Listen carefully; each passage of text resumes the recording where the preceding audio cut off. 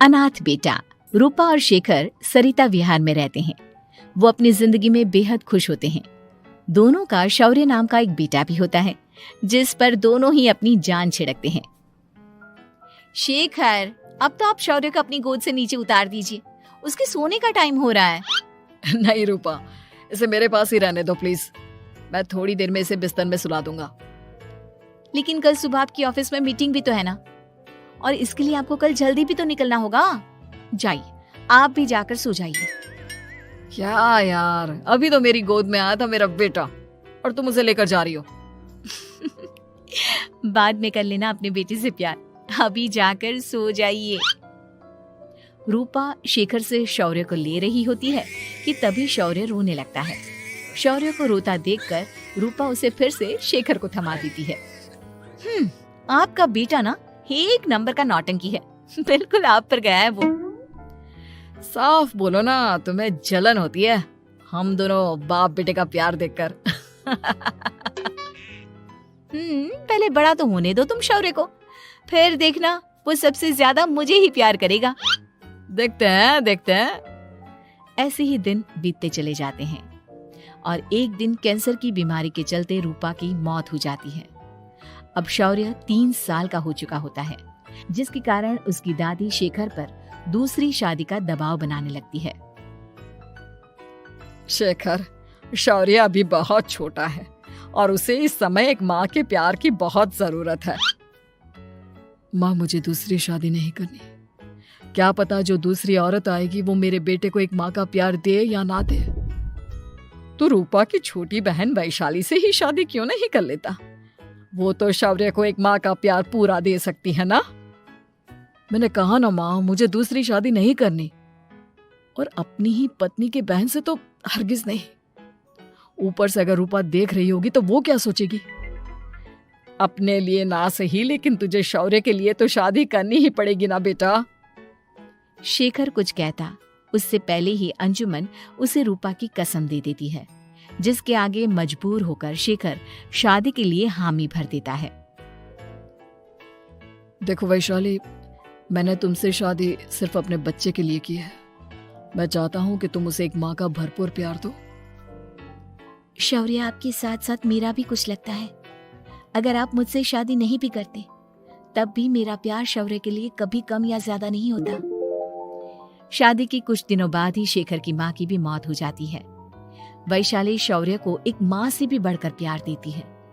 शौर्य को लेकर वैशाली का यूं निस्वार्थ प्यार देखकर शेखर को भी उससे प्यार हो जाता है और कुछ सालों बाद शेखर और वैशाली का भी लड़का हो जाता है। लेकिन इसके बाद वैशाली का शौर्य को लेकर बर्ताव बदलने लगता है। वैशाली, मैं देख रहा हूँ तुम आजकल शौर्य का जरा भी ध्यान नहीं रख रही हो। मुझे पता नहीं था कि आदित्य के होने के बाद तुम इतना बदल जाओगी। आदित्य मेरा अपना सगा खून है और शौर्य दीदी का, फिर मैं दोनों में अंतर कैसे नहीं करूं? माँ भले ही दोनों की अलग अलग है, लेकिन पिता तो एक है ना।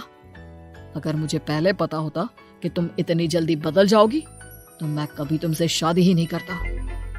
हाँ, तो किसने कहा था आपसे मुझसे शादी करने के लिए? मैं थोड़ी ना आई थी आपके पास, आपकी माँ ही आई थी मेरे घर आपका रिश्ता लेकर।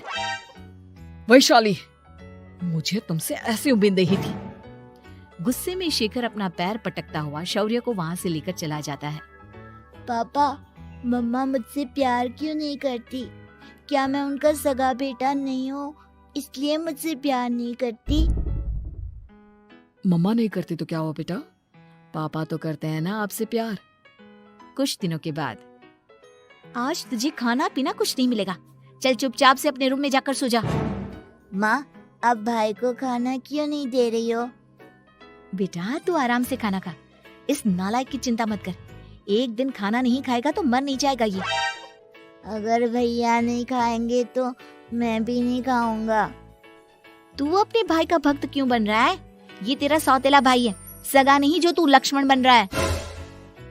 माँ, आपको इतना भी नहीं मालूम? श्री राम और लक्ष्मण सगे भाई नहीं थे।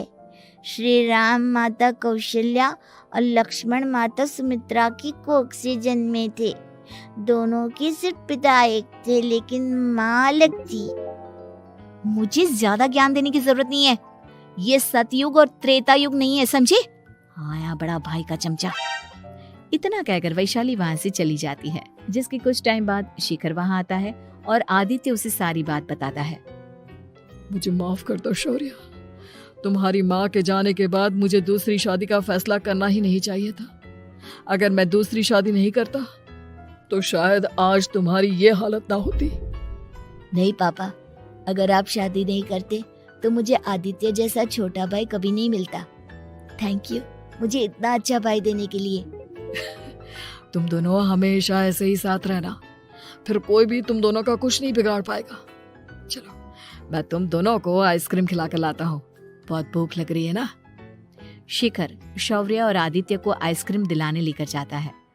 वो दोनों को पार्क में खड़ा करके आइसक्रीम लेने जा ही रहा होता है, तभी तेज रफ्तार से आती हुई एक गाड़ी उसे कुचल देती है और उसी पल शेखर की मौत हो जाती है, जिसके बाद शौर्य की जिंदगी नर्क से भी बदतर हो जाती है। सुन रे चिरकुट, इस घर के किसी भी सामान को मेरी मर्जी के बगैर हाथ मत लगाना।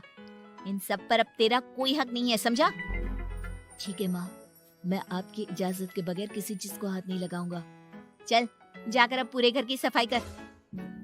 महज 7 साल का शौर्य वैशाली के कहने पर अपने नन्हे नन्हे हाथों से पूरे घर की सफाई करने लगता है। ऐसे ही दिन बीतने लगते हैं, लेकिन मासी से माँ बनी वैशाली को उस मासूम से बच्चे पर जरा भी तरस नहीं आता। क्यों शौर्य, ये घर में इतनी गंदगी कैसे हो रही है? ढंग से सफाई नहीं की है क्या तूने? माँ मैंने तो अच्छे से सफाई की थी, लेकिन आदित्य बार बार इधर उधर चलकर गंदा कर देता है। अच्छा, खुद से एक काम ढंग से नहीं होता और अपनी गलतियों का जिम्मेदार मेरे बेटे को ठहराता है।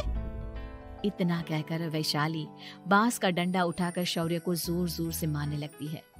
तभी वहां वैशाली के मायके वाले भी आ जाते हैं और उसकी सारी करतूतें देख लेते हैं। माँ मैं ऐसा क्या करूं जिससे आप मुझे भी आदित्य के जितना प्यार करोगी? बोलिए ना माँ, मेरे क्या करने से आपके अंदर मेरे लिए ममता जागेगी? वैशाली शौर्य की एक नहीं सुनती, उसके ऊपर डंडे बरसाती जाती है। हद पार होते देख वैशाली की माँ उसका हाथ पकड़ती है और जोर से उसे थप्पड़ मारती है। यही सब करने के लिए तूने दामाद जी से शादी की थी?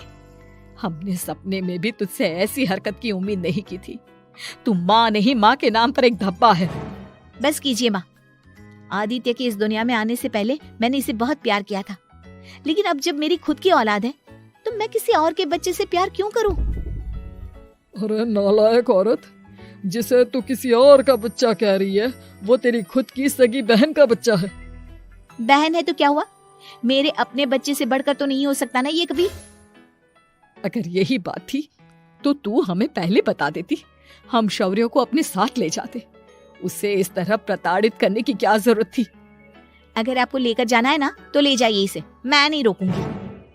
नहीं माँ, मुझे कहीं नहीं जाना, मुझे आपके साथ ही रहना है। मैं तेरी कोई माँ बाबा नहीं हूँ, तेरी माँ मर चुकी है, समझा? अब निकल जा मेरे घर से। माँ अब बहुत गंदी हो, मुझे भी नहीं रहना आपके साथ, मैं भी भाई के साथ ही जाऊंगा। अरे तू क्यों जाएगा, तू तो मेरा सगा बेटा है, जाने दे इसे। हम यहाँ ऐश से रहेंगे, तुम्हारे पापा बहुत सारी जमीन जायदाद छोड़ गए हैं तुम्हारे लिए। नहीं माँ, मुझे भाई के साथ जाना है। आप अच्छी नहीं हो, आप बहुत बुरी हो, आप भाई को बहुत परेशान करती हो। देख वैशाली, तुझसे ज्यादा समझ तो इस मासूम बच्चे में है। ये तेरे बुरे कर्मों का ही नतीजा है, जो आज तेरी सगी औलाद खुद से तुझे ठुकरा रही है। आदित्य, तुझे इस शौर्य ने भड़काया है ना मेरे खिलाफ? नहीं माँ, मुझे किसी ने भड़काया नहीं, पर मैं सब देखता हूँ, सब समझता हूँ। भाई बहुत अच्छा है, वो आपकी जैसा नहीं है। चलिए नानी। इतना कहकर वैशाली के मायके वाले आदित्य और शौर्य को अपने साथ ले जाते हैं और इस तरह वैशाली बड़े से घर में अकेली पड़ जाती है। 2 बेटों के होते हुए भी आज उसे माँ कहकर बुलाने वाला कोई नहीं होता।